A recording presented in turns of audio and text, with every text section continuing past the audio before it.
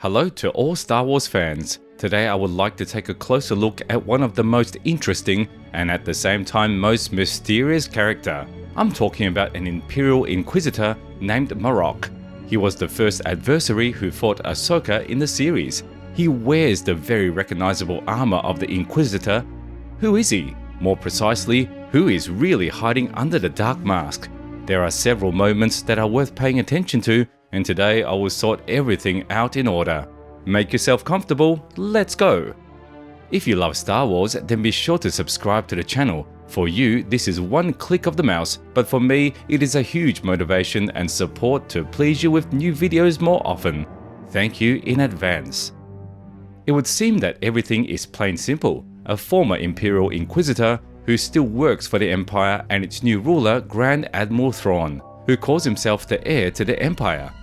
He looks very similar to the eighth brother from the TV series Rebels who survived the fall, but no one confirmed this, but also did not deny it.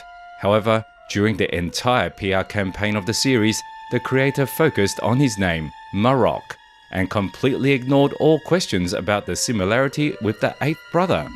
Why did I get the impression that they were trying to hide something from us? Please note that for 2 episodes we were not told a word about him, and he himself also did not say a word.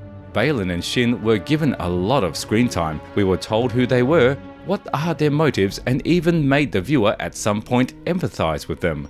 Morgan Elizabeth also got a share of screen time, where she revealed herself in a new way.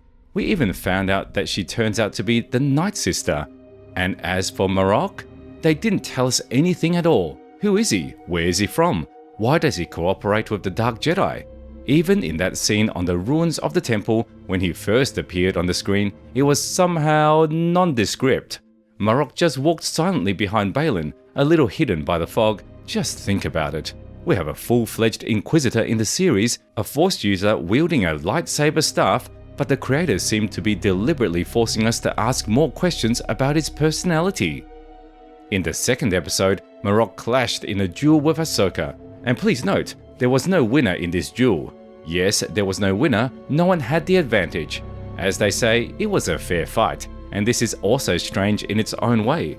In one of the next episodes, Marrok will fight Ahsoka again. A rematch, so to speak, will take place, only this time under the shades of trees with scarlet foliage on the planet Sithos. And on this note, I want to speculate on his personality. Who is hiding under the mask? Let's start with the most obvious option. This is the eighth brother who survived the fall from the temple on Malachor. That defeat planted hatred for Ahsoka inside him, so he seeks revenge. This is certainly strange. How did he even survive such a fall? Although in Star Wars everyone survives falls, and if he did survive and got out, where was he during the original trilogy?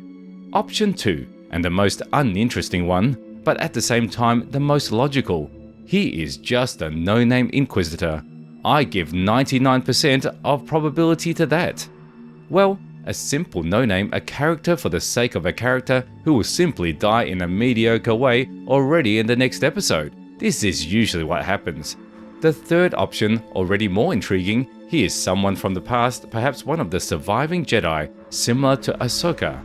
Barriss Offee fits to this description, who for some time even fell to the dark side and survived. Perhaps even survived Order 66, but at the same time her being Marrok is impossible, because the character is clearly a man.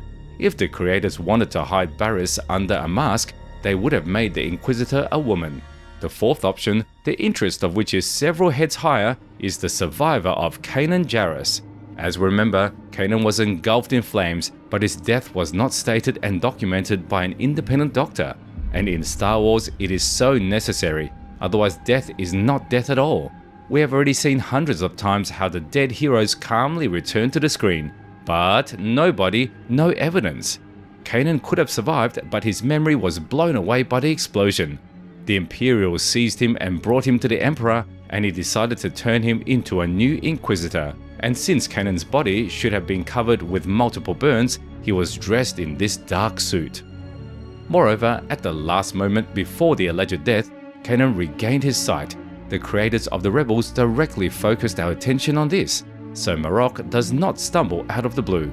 Well, in this case, he does not recognize Ahsoka because of possible memory loss. That would be a cool, that's the twist. The fifth option is the legendary Galen Marrok, also known as Starkiller.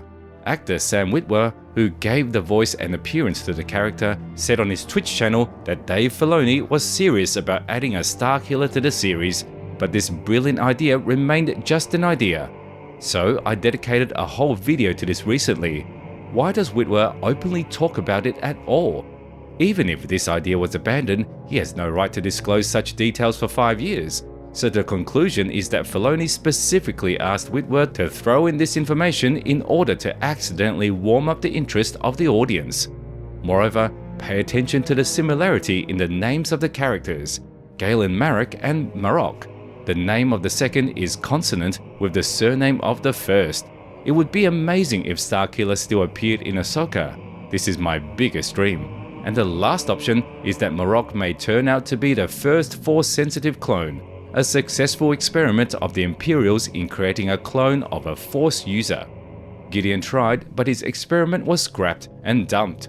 But this does not mean that no one else from the top leadership of the Empire did not practice it. Somehow, after all, Snoke and a clone of Palpatine were born. Ugh. In addition, in the old canon, Grand Admiral Thrawn himself actively practiced cloning. Therefore, Marrok may well turn out to be a clone. That explains why he's so faceless. Actually, something like that. Well, the last theory is that Ezra Bridger himself, although I don't believe it at all. Firstly, Ezra is now in another galaxy and cannot physically move from there because of the plot. Secondly, why would Ezra go to the dark side at all? What is the logical motivation in this? None. And thirdly, authoritative insiders as B-Spin Bulletin reported that the heroes of the series will meet Ezra in a new galaxy, and this is iron proof that Marrok cannot be Bridger in any way. We'll find out who Marrok really is already in the 4th episode. I really hope that Lucasfilm has prepared an interesting cameo and will not pour the character into the toilet as they usually do. Write your guesses in the comments, it will be interesting to read. Well, be sure to subscribe to the channel. Thank you all so much for watching. See you soon, may the Force be with you.